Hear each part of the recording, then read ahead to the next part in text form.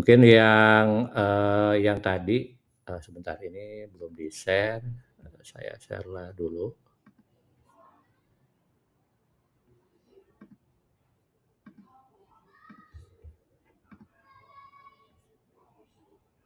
Nah, udah terlihat ya? Bentar, jendela presenternya ini sedang merekap, terlihat ya? Eee, Panggilannya apa? Syifa atau Ida? Masih? Oh ya, ini udah saya rekam ya, barangkali nanti kan akan digunakan oleh teman-teman yang lain yang mati lampu, jadi nggak usah khawatir. Saya lupa tadi memulai, rekamannya gitu ya.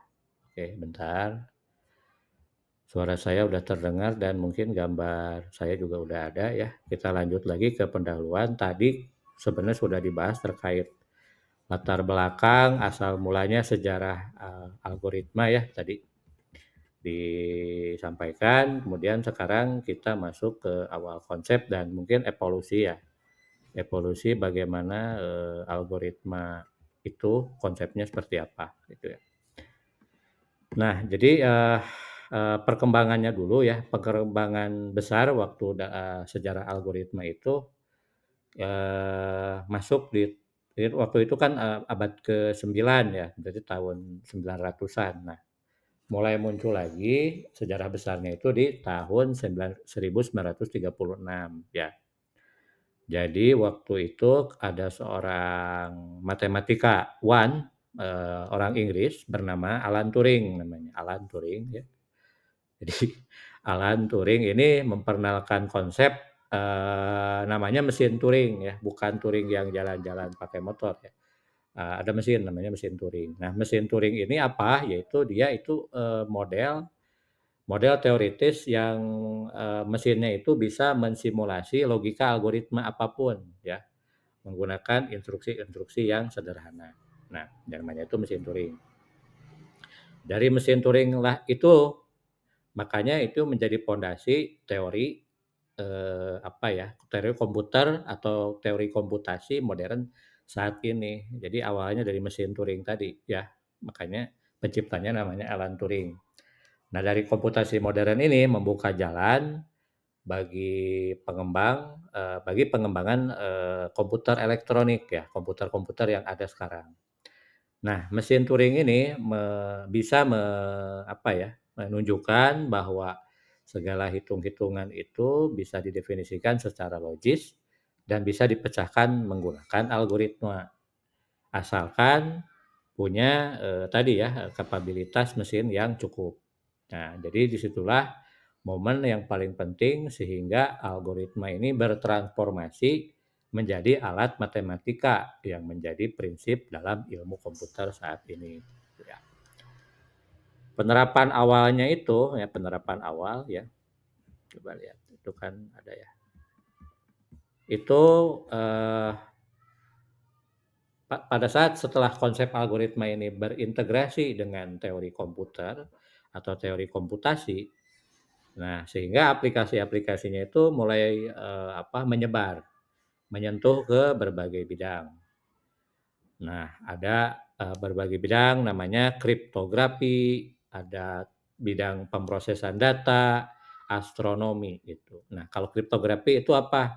Kriptografi ini salah satu, metode untuk pengamanan data biasanya, untuk melindungi info informasi yang sensitif melalui kode-kode gitu ya. Kemudian ada juga yang untuk, pemrosesan data, itu untuk misalnya untuk mengurutkan angka, mengurutkan teks, itu namanya pemrosesan data. Ya ini udah pada join lagi ya, lanjut ya. Ini saya rekam ya, supaya tidak hilang materinya. Kemudian ada juga yang astronomi. Nah, kalau astronomi ini ya itu menghitung posisi, pergerakan benda-benda yang ada di langit, itu astronomi gitu. Nah, kalau di era sekarang, di era modern saat ini, nah penerapan algoritma ini meluas gitu ya. Hampir semua aspek teknologi ini, masuk algoritma ini, termasuk yang sekarang tren, yaitu, machine learning atau, AI ya, atau artificial intelligence. Ini udah cukup pesat berkembangnya ya. Kemudian peran algoritma dalam dunia modern. Nah, hari ini algoritma itu merupakan jantung dari setiap teknologi digital. Jadi kita bisa bayangkan misalnya kayak Google Search Google ataupun mesin pencarian ya, itu menggunakan algoritma untuk menentukan informasi yang misalnya kita mau cari dalam hitungan milisecond gitu ya, atau, di bawah 1 detik gitu. Terus dalam dunia kecerdasan buatan atau AI, artificial intelligence, algoritma digunakan untuk melatih model, machine learning atau mesin yang, melakukan pembelajaran. Sehingga banyak bermunculan tuh ada teknologi kayak virtual assistant gitu ya, ada robot, asisten virtual, kemudian pengenalan wajah atau face recognition namanya itu, sampai ada kendaraan yang bisa maju sendiri atau kendaraan otonom ya. Ada yang, dia bisa melaju sendiri tanpa ada supir atau driver-nya.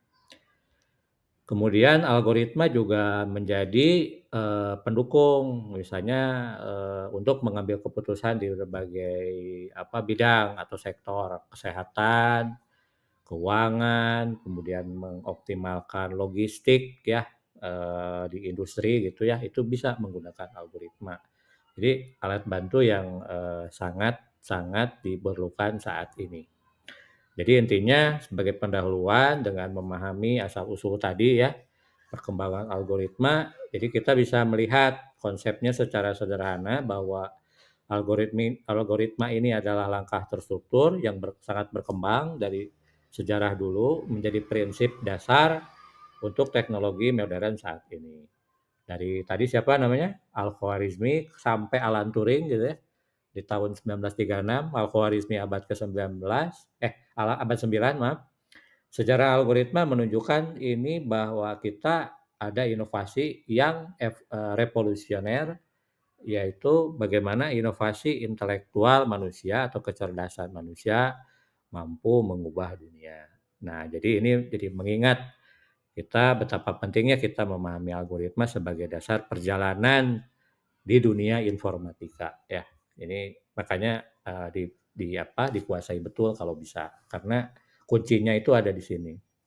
Nah, dengan pemahaman ini maka nanti kita lanjutkan ya, mengenai pembelajaran apa itu algoritma agar lebih kuat lagi konsepnya ya. Kita lanjut, next.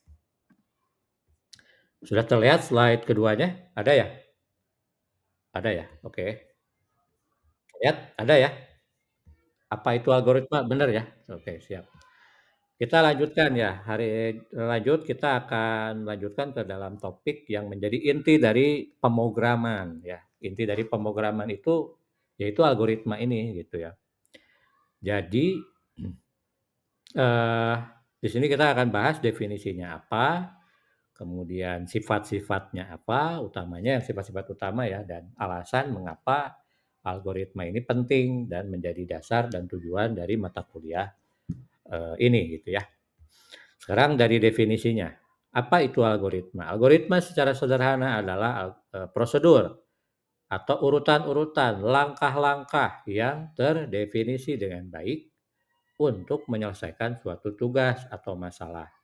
Nah, jadi analoginya contohnya gini, kita misalnya, membuat resep masakan. Nah, ya contohnya analoginya membuat resep. Nah, biasanya resep itu kan terdiri dari langkah-langkah yang harus kita ikuti. Contoh pertama memasukkan bahannya misalnya ya, kemudian aduk hingga rata, setelah diaduk panggang selama 20 menit, contoh misalnya ya. Nah, jika langkah-langkah di dalam resep itu diikuti sesuai aturan, sesuai urutan maksud saya, maka kita akan mendapatkan hasil yang diharapkan. Jadi makanannya nanti jadi sempurna gitu ya. Nah, begitu juga dengan algoritma. Jadi algoritma itu serangkaian instruksi, kalau kita ikuti dengan tepat akan menjadi solusi atau menjadi, pemecahan masalah yang sedang kita hadapi. Ya kita mau membuat resep masakan sop, soto, dan lain sebagainya, pasti kan ada langkah-langkahnya ya. dan biasanya harus berurut gitu.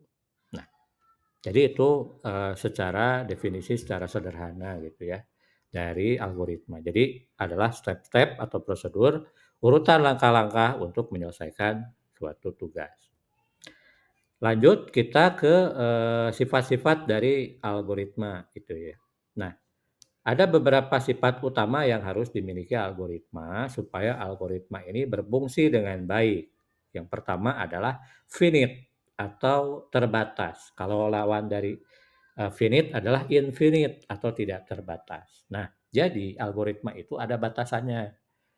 Jadi yang di-step-kan dalam langkah-langkah tadi itu harus bisa diselesaikan dalam waktu tertentu, bukan berarti berjalan tanpa henti. Jadi terus saja nggak ada batasnya. Jadi algoritma itu akan selalu menemukan titik berhentinya. Itu artinya ya, finite itu terbatas dan akan ada titik berhentinya. Itu adalah sifat dari algoritma. Oh iya teman-teman, bagi yang mungkin terhalang teksnya, ini bisa dilihat di linknya ya, di laptop ataupun di handphone masing-masing, di link yang sudah saya share di grup. Kemudian yang kedua adalah input dan yang kedua well defined ya, input dan output itu yang ketiga. Well defined. Well defined itu apa? Artinya langkahnya itu jelas gitu ya, well defined, jelas langkah-langkahnya. Setiap langkah dalam, algoritma harus dirumuskan dengan jelas gitu ya, tanpa, adanya keambiguan. Nah, ini ambigu itu apa? Ambigu itu artinya, dia memiliki sifat yang, memiliki pengertian lebih dari satu. Nah, itu ambigu gitu ya. Jadi ambigu itu, memiliki pengertian lebih dari satu. Enggak, artinya tidak jelas artinya kalau ambigu. Jadi tidak boleh ada kebingungan dalam memahami apa yang harus dilakukan di setiap langkahnya itu, gitu ya. Yang kedua well defined dan yang ketiga itu adanya input dan output.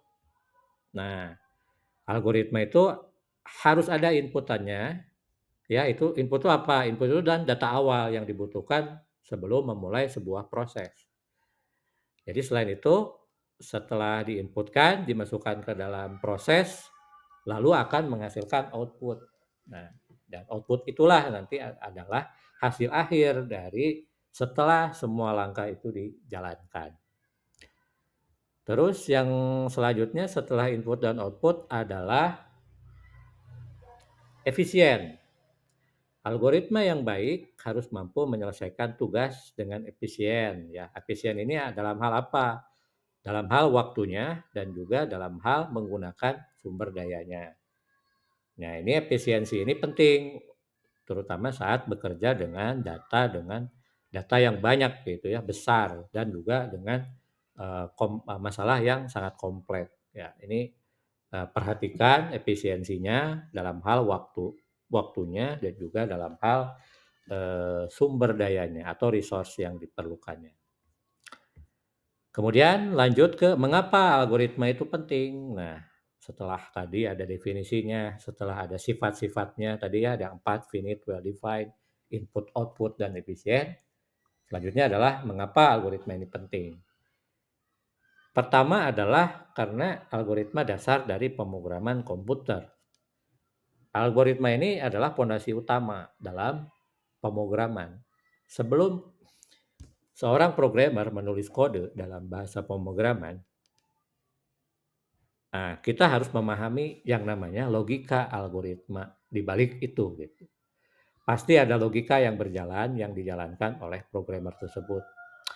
Nah, makanya, titip gitu ya mungkin saya ke teman-teman yang sedang, kuliah di semester 1, ini adalah kunci utama yang akhirnya akan membuka terhadap, pemahaman teman-teman semuanya dalam nantinya akan belajar di mata kuliah yang lain, terutama dalam, pengembangan perangkat lunak dan juga dunia pemrograman.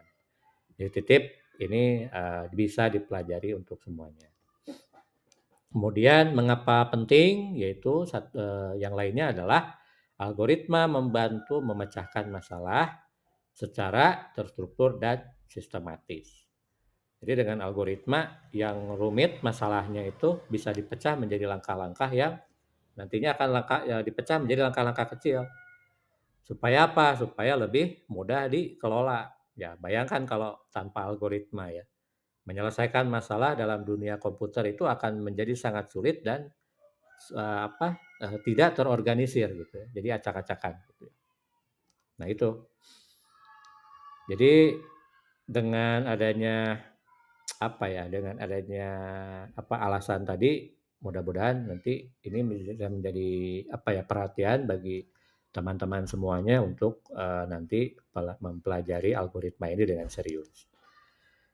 Sehingga dari sini tujuannya untuk algoritma ini ya ada 2. Pertama adalah kita pahami konsep dasar algoritma, teman-teman belajar mengenali mengenali bagaimana algoritma ini nanti didesain, cara kerjanya seperti apa, tadi juga sifat-sifatnya sudah ya, dalam konteks pemrograman seperti apa.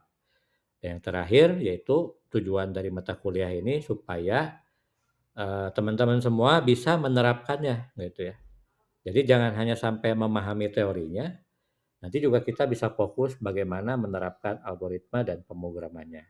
Jadi nanti belajar mengubah konsepnya itu menjadi kode-kode dalam bahasa pemrograman. Dan nanti kita akan menggunakan belajar bahasa pemrograman yang sederhana aja dulu ya, supaya konsepnya dapat. Jangan dengan yang rumit dulu ya, kita belajar dari yang sederhana. Jadi dari pembahasan untuk yang slide ini, jadi kita tahu bahwa algoritma adalah inti dari proses komputasi, sifatnya terstruktur, terdefinisi dengan baik, harus efisien, mampu menyelesaikan masalah dengan sistematis. Jadi nanti kita latih kemampuan dengan melatih konsep algoritma secara dalam, nanti ada implementasinya di dunia nyatanya melalui pemrograman. Ya, sampai sini ada pertanyaan dulu. Sepertinya ini pada lab lagi ya, Mbak Kang Siva ya? Ya, nggak apa-apa ya. Nanti lanjut, ini rekamannya aman, masih berlangsung. Kita lanjut ke yang ketiga, yaitu terkait algoritma jantung ilmu informatika. Mengapa algoritma penting dalam informatika? Ya, algoritma ini adalah elemen dasar yang sangat fundamental bagi hampir setiap aspek ilmu di dalam informatika. Ya, di sini ada 3 alasan, gitu ya. Ada 3 alasan yang menentukan mengapa alasan-alasan ini penting algoritma itu dalam informatika. Yang pertama adalah dasar pengembangan perangkat lunak. Setiap perangkat lunak atau disebut software gitu ya, istilah lain dari perangkat lunak itu software, mulai dari aplikasi yang paling sederhana seperti kalkulator sampai yang paling kompleks atau paling rumit, pengenalan wajah, itu pasti dibangun ada algoritmanya. Nah, kemudian algoritma ini akan memberikan logik dan struktur untuk menyelesaikan tugas-tugas secara spesifik yang nantinya diimplementasikan dalam bahasa pemrograman, ya. Nah, jadi tanpa algoritma, perangkat lunak itu tidak ada arah dan untuk menyelesaikan tugasnya, gitu ya. Jadi dia kemana aja nanti ya, nggak akan tahu tujuannya nggak jelas kalau tidak ada algoritmanya. Jadi ini adalah dasar dari pengembangan perangkat lunak, pasti ada algoritmanya. Yang kedua adalah optimalisasi proses komputasi. Nah, di dalam dunia informatika, efisiensi itu adalah bagian penting.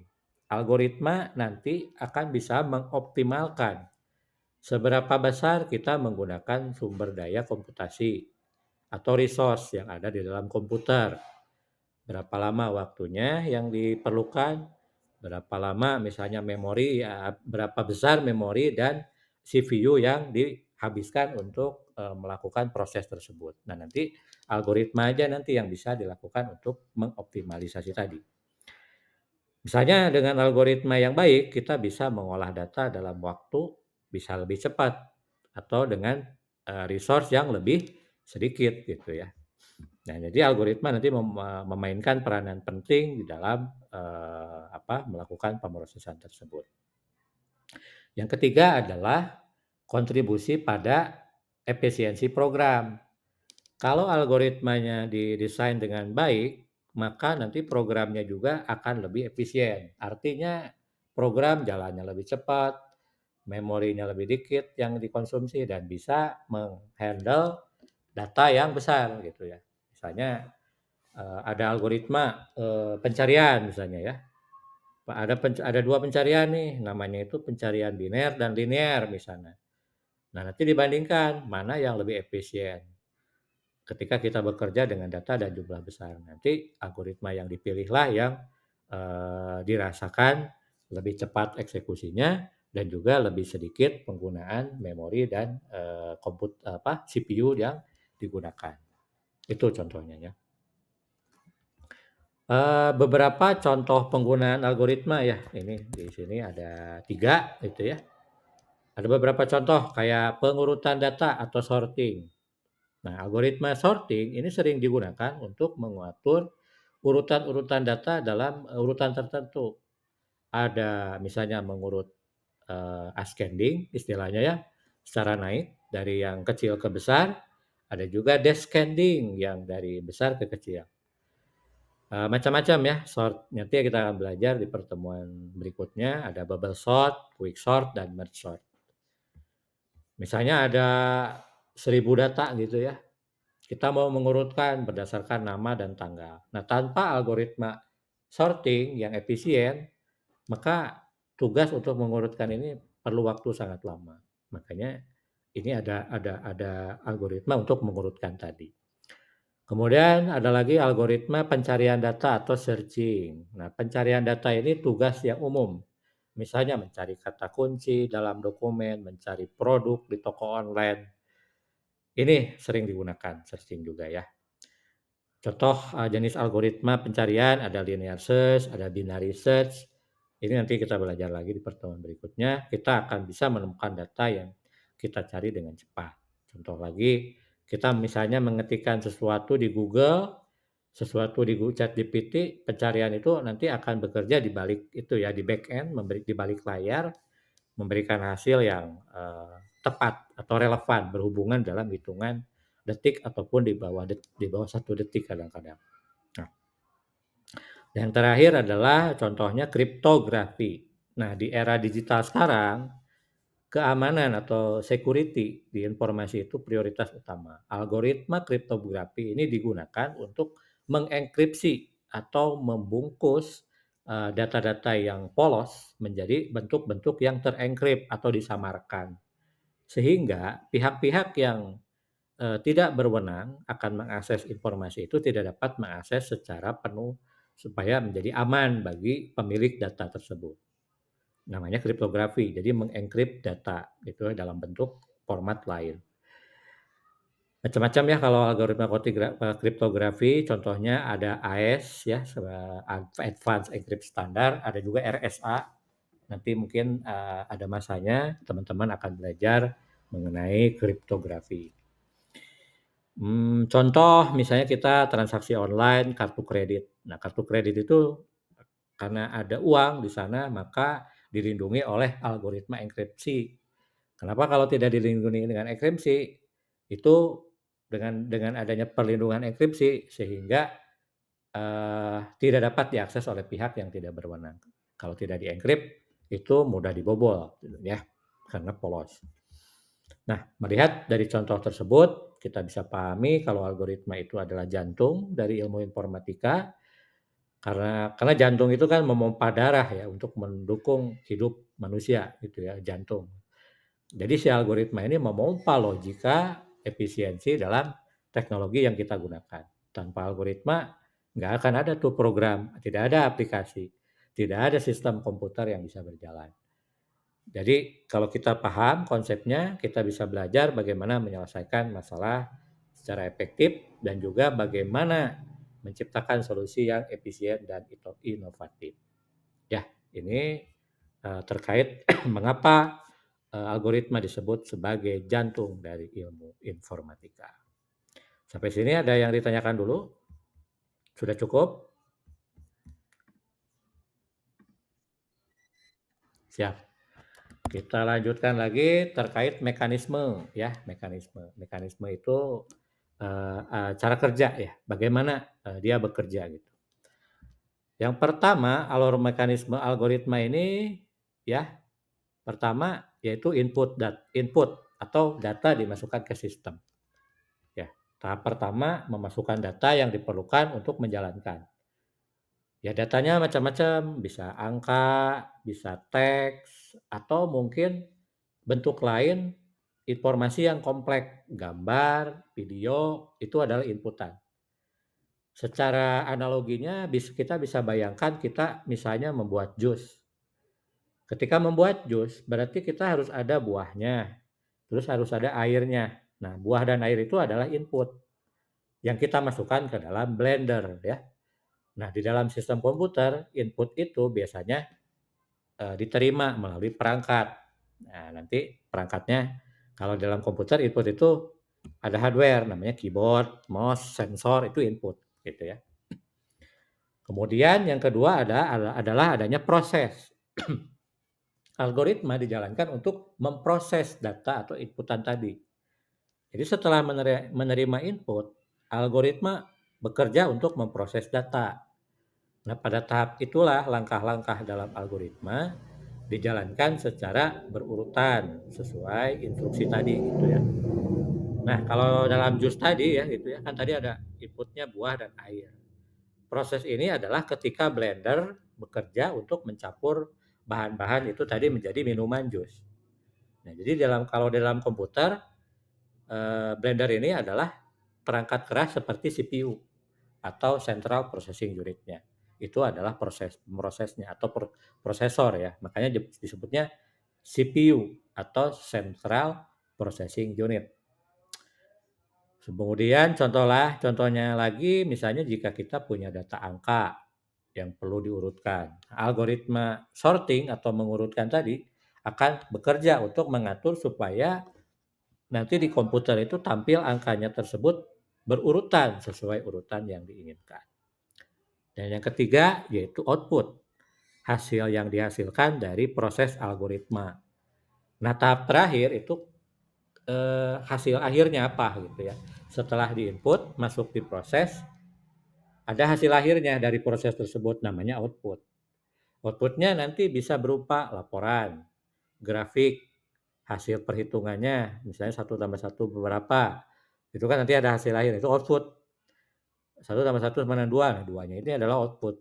Atau mungkin output yang lain dalam bentuk tindakan tertentu yang dilakukan oleh perangkat kerasnya. Kalau dalam analogi jus tadi, outputnya adalah jus yang siap diminum. Ya.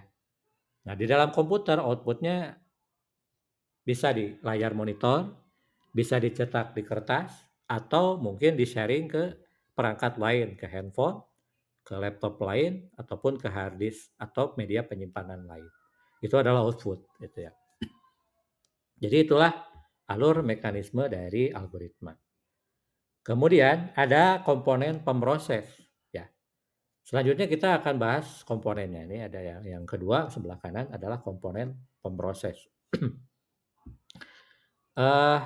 Di sini ada yang namanya CPU, ya. CPU ini adalah otak dari komputer yang tugasnya menjalankan algoritma yang dituliskan oleh programmer gitu ya atau developer. Fungsi utama CPU itu melakukan operasi logik dan aritmetika sesuai instruksi yang ada di algoritma tadi gitu ya. Misalnya algoritma membutuhkan menjumlahkan 2 angka. CPU nanti yang akan melakukan operasi tersebut dan CPU juga bertanggung jawab mengontrol prosesnya, memastikan oh ini algoritmanya dilakukan secara sistematis dan berurutan. Kalau di dalam dunia kehidupan sehari-hari CPU ini anggap aja kayak koki atau master chef di dapur gitu ya. Dia nanti yang memproses bahan makanannya ini adalah input. Kemudian jadi hidangan siap saji itu output. Nah, si kokinya atau master chef-nya itu adalah CPU-nya gitu ya. Dan masakan yang dia masak itu adalah output-nya. Bahan makanannya itu adalah input-nya. Itu analogi ya dalam dunia kehidupan. Memori, yang kedua adalah memori. Setelah tadi ada CPU ada juga memori. Memori ini adalah Tugasnya apa? Menyimpan data sementara selama algoritma dijalankan. Kalau, eee, belajar struktur organisasi komputer gitu ya, ada 2 jenis memori ya, RAM dan cache. Atau kalau kita beli HP, kita sering diperlihatkan RAM-nya berapa gitu ya, atau random access memory. Jadi RAM itu adalah tempat menyimpan data sementara yang digunakan oleh CPU saat menjalankan algoritma. Data di RAM bersifat sementara dan akan hilang jika komputer dimatikan. Kemudian yang kedua, selain RAM ada cache. Nah, cache memory ini memori kecepatan tinggi yang ada di dekat CPU untuk menyimpan data yang sering digunakan agar proses lebih cepat. Nah, biasanya kalau cache itu nyantolnya di prosesor gitu ya. Makanya sebuah prosesor itu punya cache processing tersendiri. Nah, kalau di dalam dunia dapur tadi, analoginya memori ini adalah meja dapur gitu ya, tempat si koki atau chef tadi meletakkan bahan-bahan selama proses memasak ya. Memori itu adalah mejanya tadi gitu ya. Itu ya. Nah, jadi kalau dari sini untuk mekanisme algoritma ini adalah sebuah sistem ya. Tadi ada 3 tahap utama, input, proses, output, didukung oleh 2 komponen penting, ada CPU-nya untuk operasi logik dan aritmetika, ada juga memori yang menyimpan data sementara.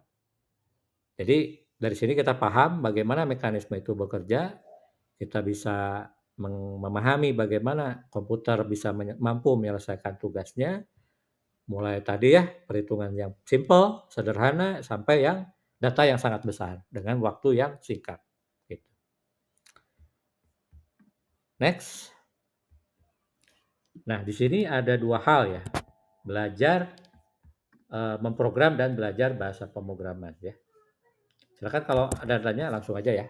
Jadi kayak saya langsung slide berikutnya mengenai bagaimana belajar memprogram atau programming dan belajar bahasa pemrograman ya.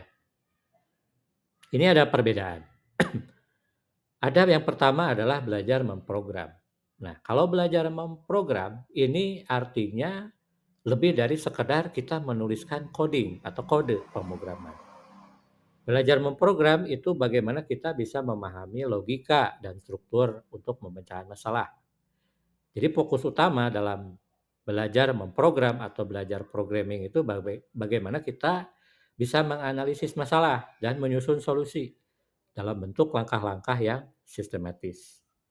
Contoh, misalnya kita diminta menentukan apakah sebuah bilangan ini ganjil atau genap. Satu, itu ganjil atau genap. Nah, langkah pertama kita bisa pahami bagaimana logik itu bekerja. Misalnya angka genap adalah bilangan yang habis dibagi 2. Nah, logika inilah yang menjadi dasar dari algoritma pemrograman. Nah, jadi kan kalau dibaca, 1 habis nggak dibagi 2? Oh tidak, berarti itu bilangan bukan bilangan genap, berarti bilangan ganjil. 2 habis dibagi 2, habis, berarti bilangan genap. Nah, seperti itulah logika-logika yang dipakai yang menjadi dasar dari algoritma pemrograman. Yang kedua adalah belajar bahasa pemrograman. Kalau tadi belajar memprogram, dan yang kedua adalah bagaimana belajar bahasa pemrograman. Kalau belajar bahasa pemrograman adalah tentang kita mempelajari sintak-sintak atau aturan dari bahasa tertentu yang digunakan untuk mengimplementasikan atau merealisasikan logik yang sudah dipahami tadi gitu ya. Kayak tadi misalnya bilangan 1 itu ganjil atau genap, 1 habis nggak dibagi 2? Oh tidak habis dibagi 2, ya berarti, bukan bilangan, bilangan genap, tapi bilangan ganjil. Tadi kan. Nah, kalau belajar bahasa pemrograman, bagaimana logik yang ada di pemikiran tadi diimplementasi dalam bahasanya gitu ya. Contoh kalau dalam bahasa Python, kita harus tahu sintaknya dalam Python gitu ya. Menulis if, else, kemudian bagi itu pakai persen dan lain sebagainya. Kemudian dalam bahasa Pascal, bahasa C itu punya aturan-aturan tersendiri. Jadi dengan kata lain belajar memprogram bagaimana menyusun solusinya, kalau belajar pemrograman bagaimana menerjemahkan solusinya dalam kodenya tadi gitu ya, di dalam kodenya. Nah, bagaimana hubungannya? Meskipun berbeda, belajar memprogram dan belajar bahasa pemrograman ini ada hubungan yang sangat erat. Jadi bisa dikatakan kalau memprogram itu konsepnya, bahasa pemrograman itu alatnya atau tools-nya gitu ya. Bayangkannya begini lagi analoginya. Jika kita ingin menulis cerita ya, belajar memprogram itu adalah kemampuan memahami alur ceritanya. Bagaimana kita menciptakan karakter-karakter dalam cerita tersebut dan bagaimana kita bisa menciptakan konflik-konflik dalam sebuah cerita gitu ya. Kalau kita lagi mengarang cerita gitu. Nah, kalau belajar bahasa pemrograman, ini adalah memilih bahasa untuk menulis cerita tersebut. Nanti apakah si cerita tersebut mau ditulis dalam bahasa Indonesia, mau ditulis dalam bahasa Inggris, atau apapun. Jadi, seorang pemrogram atau programmer itu harus punya pemahaman yang kuat tentang logika algoritma, ya. Yaitu bagaimana memprogram dulu, belajar dulu algoritma dan pemrograman, konsepnya lebih sangat kuat.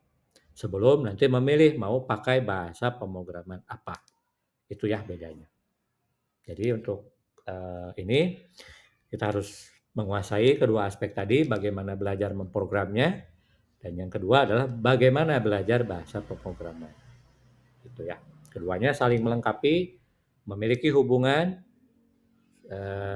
supaya kita bisa lebih efektif dalam belajar pemrograman dan mengembangkan solusi untuk berbagai masalah di dalam, pengembangan perangkat lunak. Ada yang ditanyakan? Cukup? Cukup, oke. Bisa dipahami, Mas? Cukup pahami ya?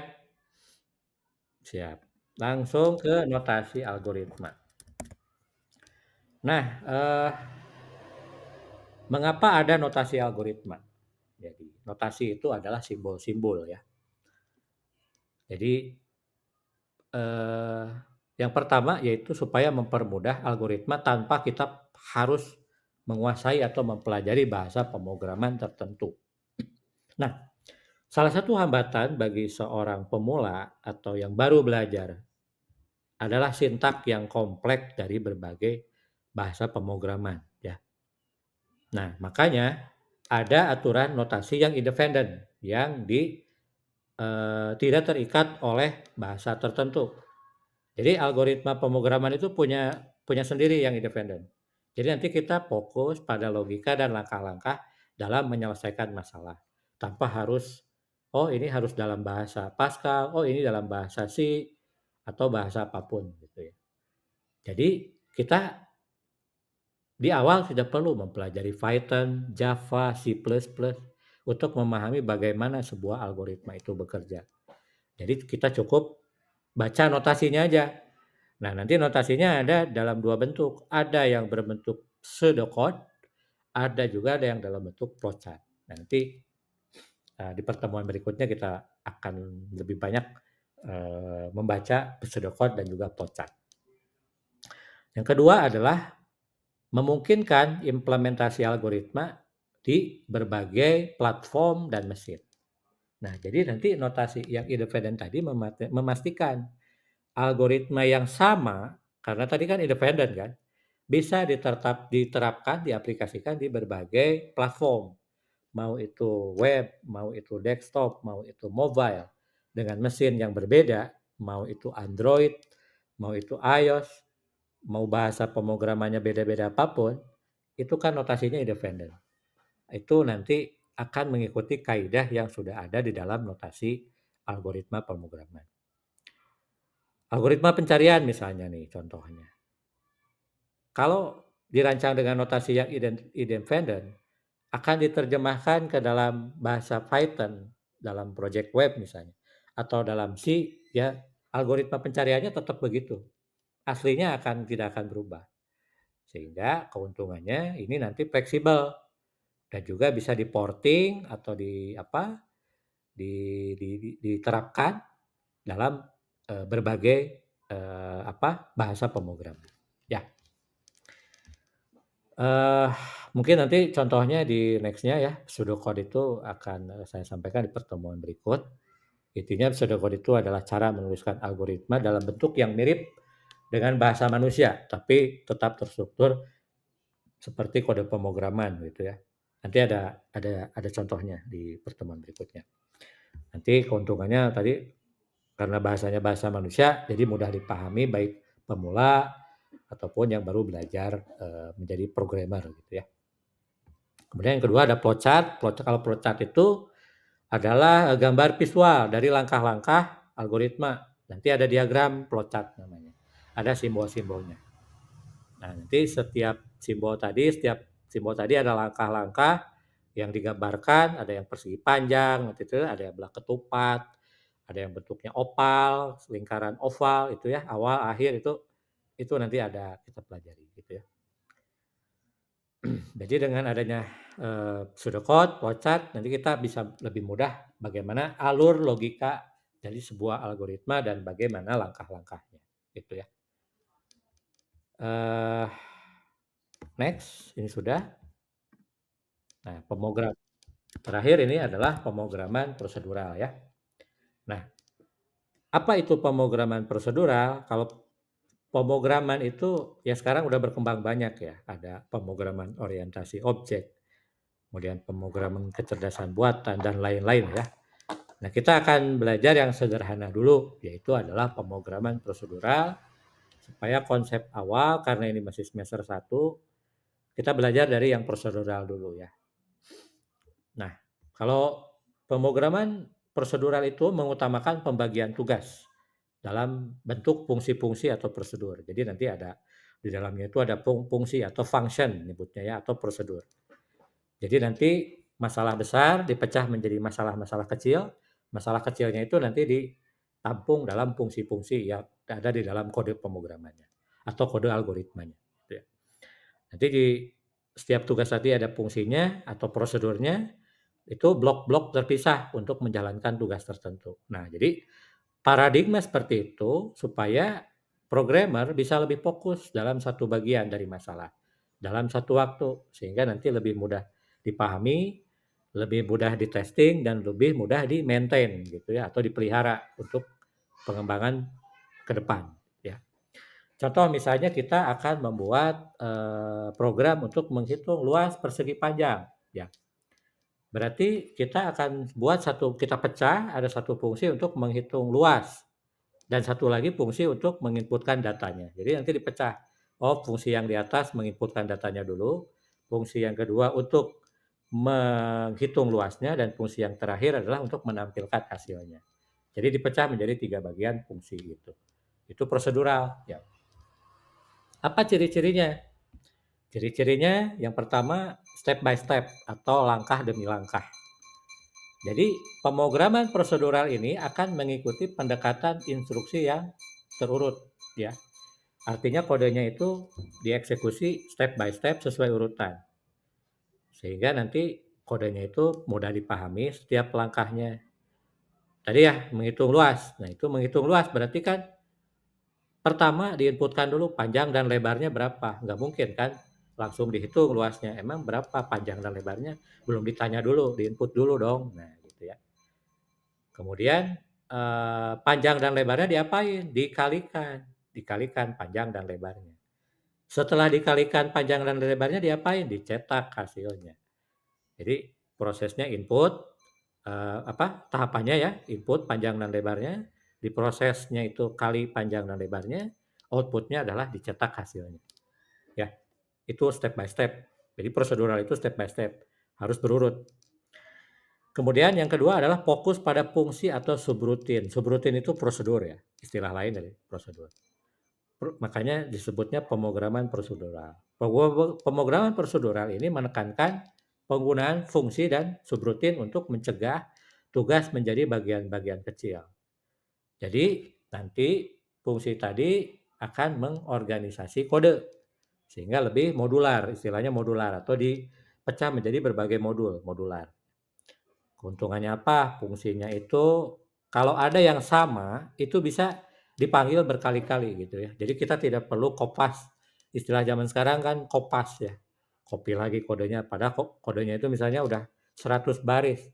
Dengan adanya fungsi kita cukup memanggil nama fungsinya, kodenya cukup dipanggil 1 kali, tidak perlu mengkopas 100 baris tadi gitu ya.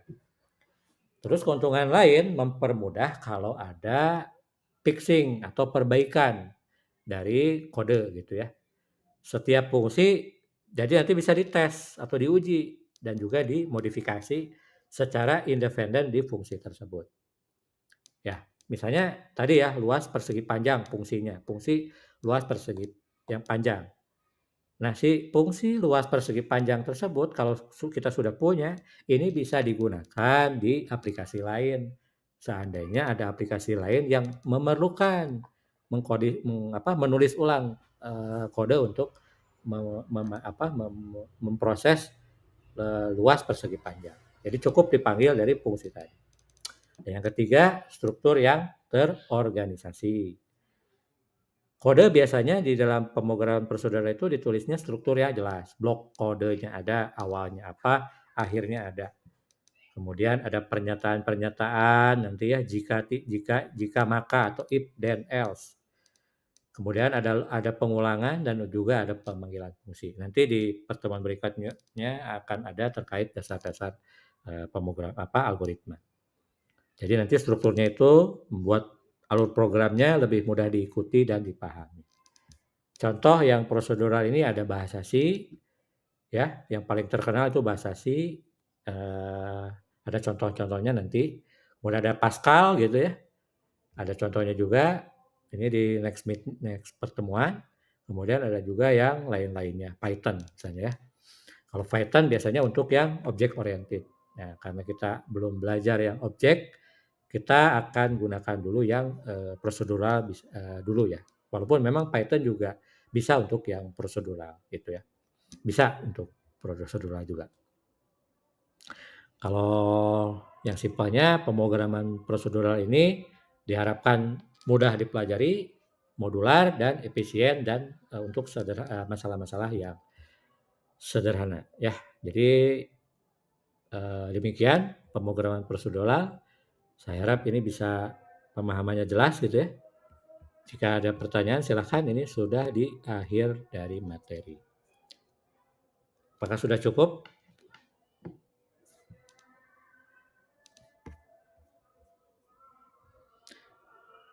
Saya hitung sampai 5 sama Kang Siva atau Kang Ida. Udah cukup ya? Saya kira udah cukup. Nanti kalau misalnya belum ada pertanyaan untuk sesi ini atau nanti ada pertanyaan yang mungkin baru ingin ditanyakan setelah pertemuan ini, silahkan disampaikan di grup atau japri, mangga. Jadi demikian untuk pertemuan pertama di materi pengantar dari algoritma pemrograman. Jangan lupa isi daftar hadir dan untuk teman-teman yang lain untuk nanti saya update di SIA Plus Unpari ya. Makasih semuanya. Salam sehat, dan jaga kesehatan dan juga salam untuk semua ya, baik yang ada di tempat maupun di keluarga. Makasih. Billahi taufiq wal hidayah. Wassalamualaikum warahmatullahi wabarakatuh. Makasih.